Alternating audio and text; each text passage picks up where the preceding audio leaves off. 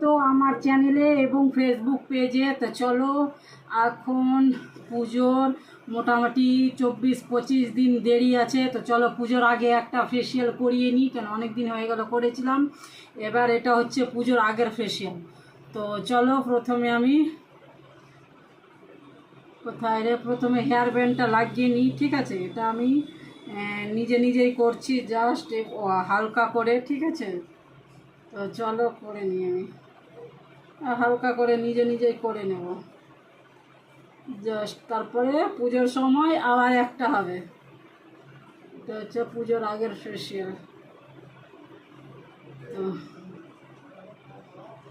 তো চলো, এবার এখানে আমি ক্লিনজিং নিয়ে নেবো। ঠিক আছে, ক্লিনজিংটা আমি করে নেবো। প্রথমে পুরোটা পরিষ্কার করে নেবো ক্লিনজিং দিয়ে। তো চলো।